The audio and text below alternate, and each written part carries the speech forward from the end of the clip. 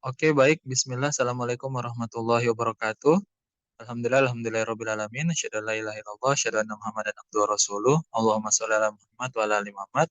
Selamat siang teman-teman semua.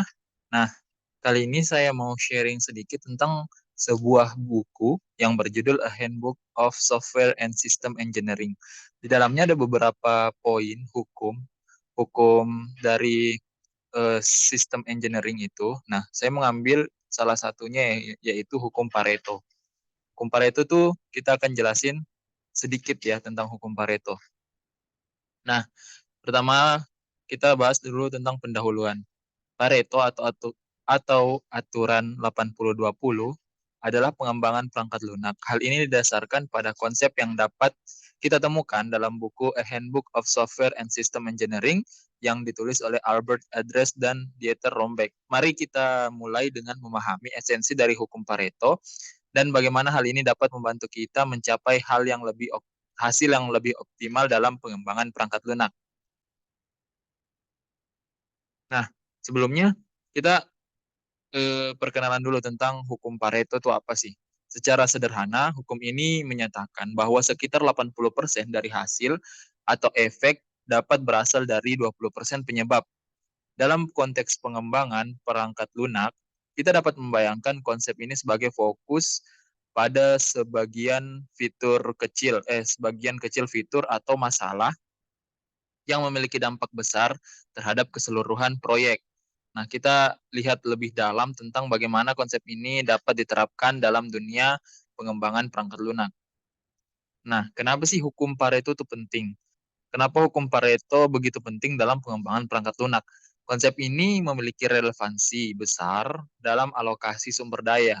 Dengan memahami bahwa tidak semua fitur atau masalah memiliki tingkat dampak yang sama, tim pengembangan dapat fokus pada 20% kritis yang memberikan 80% dampak. Ini tidak hanya meningkatkan efisiensi dalam pengembangan, tapi juga dapat mencapai hasil yang lebih optimal. Nah, mari kita terus melihat contoh penerapan dalam studi kasusnya. Sebelum itu kita manfaat dulu. Apa sih manfaat dari hukum Pareto ini?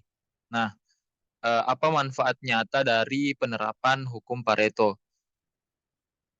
Nah, manfaat nyata dari penerapan hukum Pareto itu fokus pada inti proyek memungkinkan tim untuk menghindari dispersi sumber daya yang tidak efisien. Hasilnya bukan hanya efisiensi dalam pengembangan, tetapi juga peningkatan kualitas, fokus pada elemen kritis, dan dapat mengurangi resiko dalam meningkatkan stabilitas sistem. Mari kita lihat lebih dalam tentang bagaimana penerapan hukum Pareto dalam mengubah dinamika proyek pengembangan.